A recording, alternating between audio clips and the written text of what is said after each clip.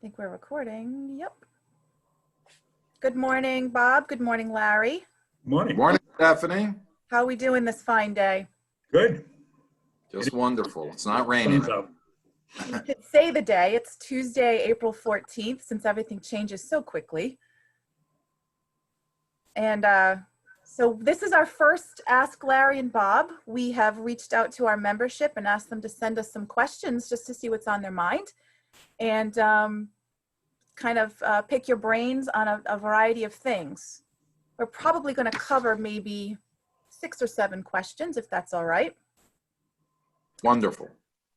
Let's just get started. Larry, I'm going to kick this off with you. This is from Sue in Newport, and she is asking, we are hearing that evaluations might be canceled for the year.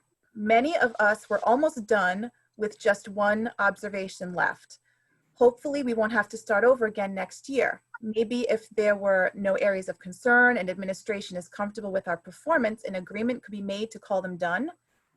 Worst case, maybe have the one observation in the full rather than restart. Can you give us some help? So if you want to take that. No, that's a good question, and I've heard it a lot.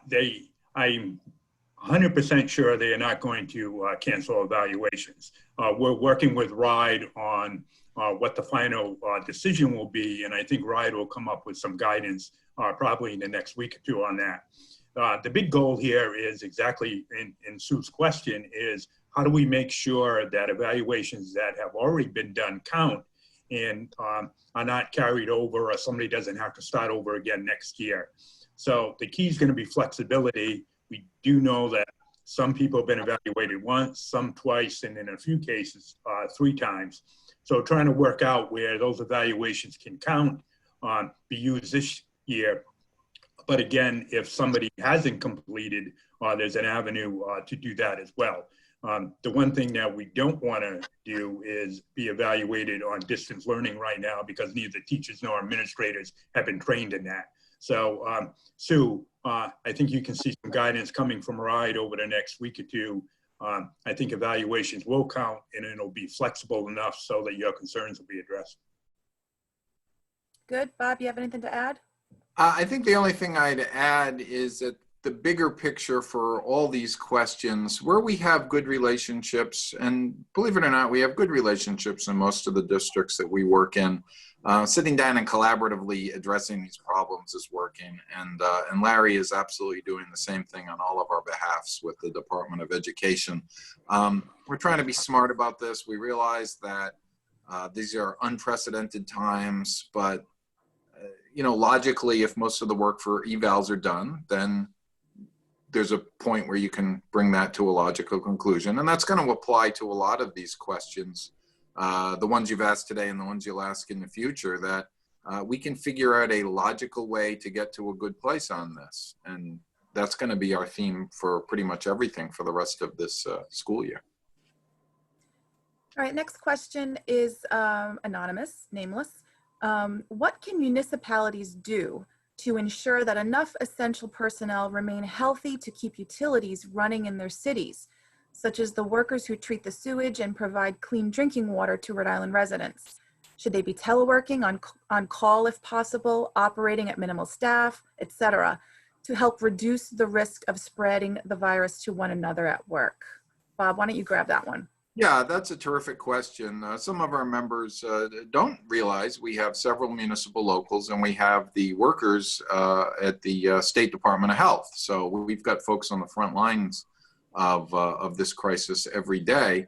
And as a friend of ours from the firefighters said, we're all first responders now, and that's really true. And unfortunately, that means there are folks who are going to be out doing their regular jobs, and we need to take the appropriate precautions. Work with your UNISERV director. If they're not giving you correct level of protective equipment, that absolutely should be happening. By now, our schools are probably the safest places in the world to be because very few people are allowed in and they've been scrubbed top to bottom. The distancing rules still apply. If you're going to be in a workplace working with your colleagues, the masks are now advised to be worn, and still not all crowding into one office is going to be the rule. For the State Department of Health workers, We know that they've been working enormous numbers of hours to deal with all of this, but the same thing, we're trying to have the right protocols in place everywhere. Same, you know, we don't represent them directly, but our colleagues at UFCW represent the food store workers, and they should be following the same rules. So, and if there are issues with any of those things, please alert your local president and UNICEF director so we can get on top of it. Thank you. Next question is Maura from Bristol Warren. Maura's asking, would it be possible for teachers to be allowed back into schools to teach from their classrooms? In most cases, the classrooms are self-contained with no chance of gatherings, and most of our supplies are in them. This would alleviate the issues of family-work balance and also add some normalcy for our students. Larry, why don't you take that one? Yeah, not yet would be the answer, but certainly moving forward, if this, distance learning continues through May and the rest of the year, that's a possibility. I think as Bob just answered on the previous question, the real concern will be that, again, that we follow the protocol and make sure, keep the distance apart from each other. If everyone goes back into the school to do that, then that becomes more problematic. But if some people did it, and followed the protocol and kept proper distancing and wore masks and did all that, certainly the question's a good one because the materials are in the classroom and the students get to see the classroom that they're used to. So possibly down the road would be the answer for that. Okay. Bob, anything to add? Covered? No, perfect, covered. Great. Susan from Kickamuit Middle School, which is also Bristol Warren. What is the status of the Windfall Elimination Tax? Does the tax follow you to another state if we move out of Rhode Island? That's a Bob question. Yeah, that's a Bob question. Sadly, Susan, the answer is yes. It follows you everywhere. But for our folks who don't know what the question refers to, there were two federal provisions called the Government Pension Offset and the Windfall Elimination Provision that are related to about half our teacher members in the state who are in districts where they do not participate in Social Security and they do get a pension from our public pension system. Those laws were put into effect federally in 1977 and 1983. And their original intent was to make sure no one spiked their Social Security benefits by working for a relatively short time at a relatively higher rate of pay, and would end up with the same benefit that someone who worked in a low-income job for 35 years they used to calculate Social Security benefits.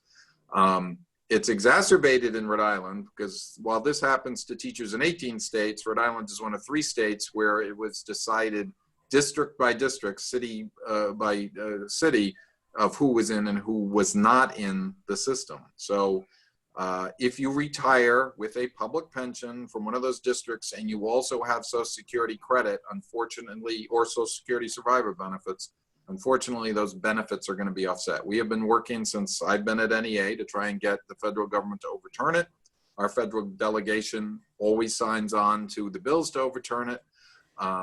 But with 18 states affected, that's not enough senators to get it done. And it's got a $60 billion price tag.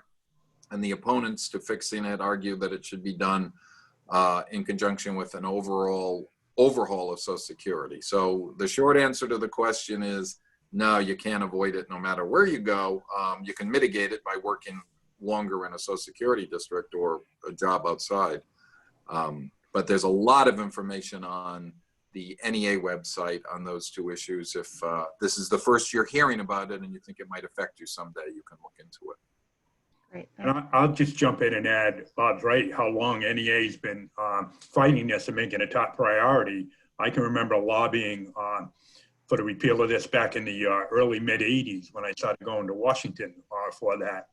And the second thing to remember and to keep in mind is right now, top priority is keeping Social Security, Medicare without any changes and going backwards in it. And I'm sure people have heard of what the Trump administration and some Republicans in Congress, Mitch McConnell's been talking about going after Social Security this fall as a way of trying to bring down some of the deficit. So not only are we fighting the windfall elimination, we're also fighting to make sure that there aren't any more negative changes to Social Security and Medicare. Absolutely. Okay, thank you. Next question is Karen in NEA Tiverton. Karen wants to know if anything has changed for teaching certificate renewals. Her certificate expires at the end of August 2020.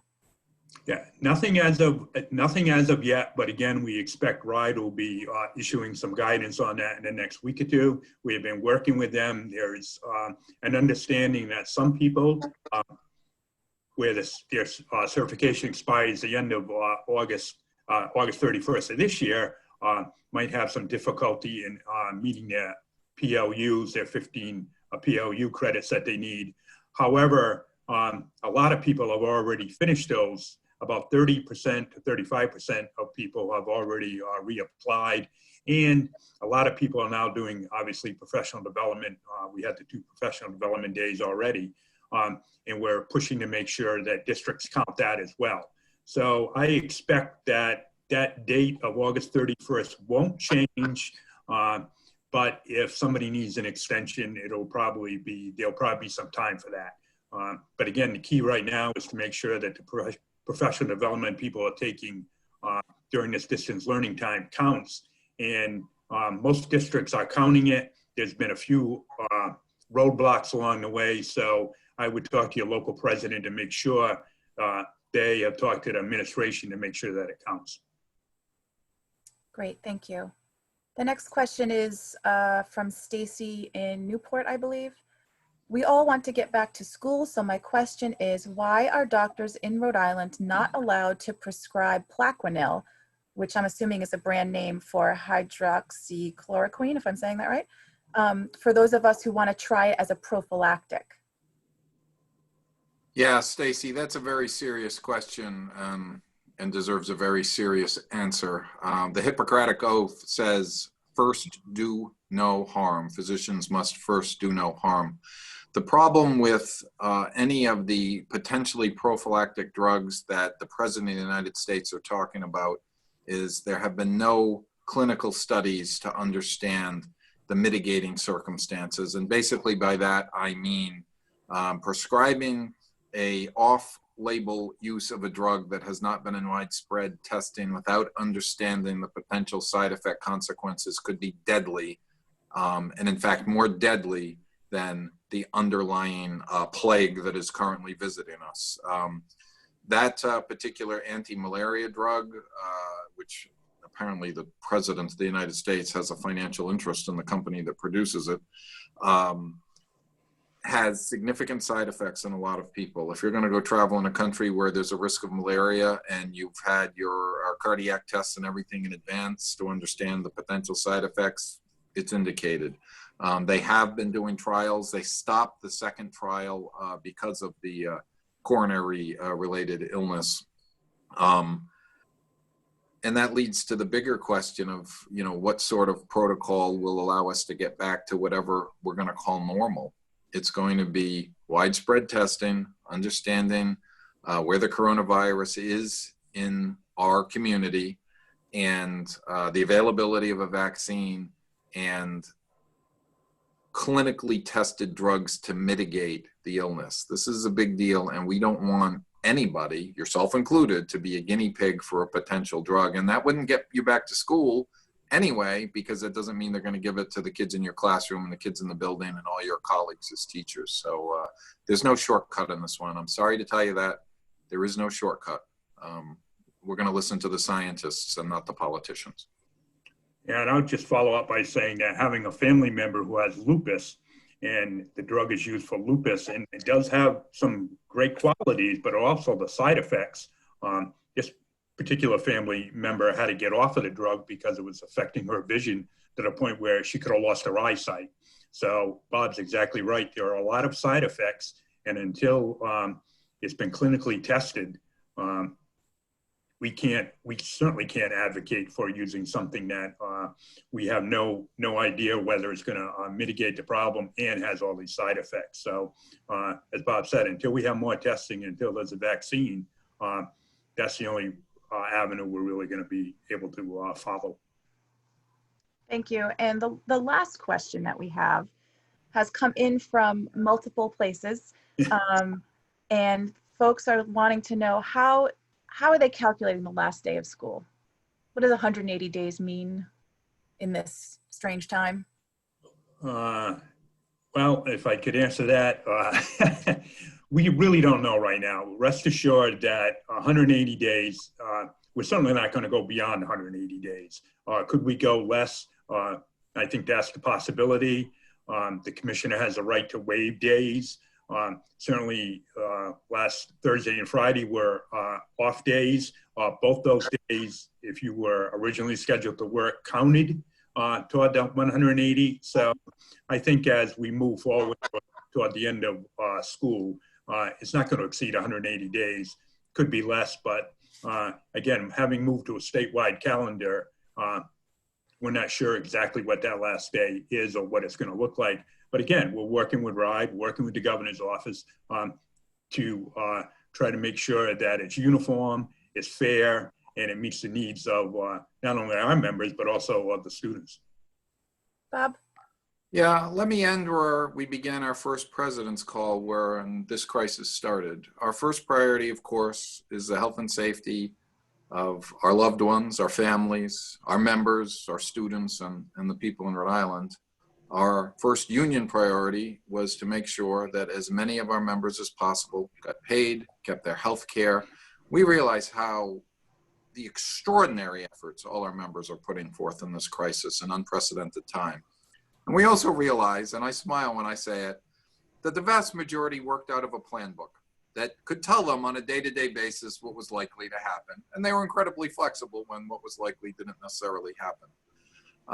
So we smile a little on the last day in the April vacation and all the other questions that came up to say that obviously we're aware that we want balance and fair compensation and fair treatment for everyone. But that's below the list of everybody healthy and then everybody paid and continuing their health care. Unemployment in Rhode Island is probably going to exceed 35%. There'll be almost 200,000 people in Rhode Island out of 500,000 workers here that are collecting in some form or fashion. And we want very few of them to be our members. We want them to continue to be compensated. So we're not giving up any union rights, but we are being extraordinary, cooperative, and flexible in the meantime to get to where we need as a union and as a state and as a society where we need to get to. So I appreciate everyone's patience and understanding in this, and we're trying to get the answers as quickly as we can without breaking the system. And thank you all for everything you've been doing. Larry, you want to add anything to wrap up? No, just, I want to thank everybody for everything they've been doing. As Bob said, everyone's going above and beyond. And I think about our people at the Department of Health on the front lines. I think about our people reaching out to students every day, especially students who are vulnerable and in need. And then not only are they doing that, but they're probably, in many cases, taking care of their own children as well and helping them. So we appreciate and understand everything you're doing.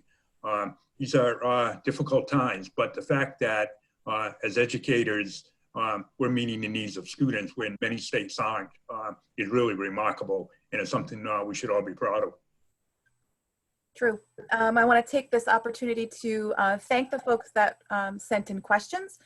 The question form is still open. We will still take questions, and folks can go to bit.ly/Ask Larry and Bob, all lowercase letters. And I also want to remind folks to go visit our professional development page. We have curated resources. Our PD committee has worked really hard to put that together. And that's at neari.org/PD program. Thanks, guys. Thank you. Thank you. All right. We're still in business. We're still in business. Thank you so much.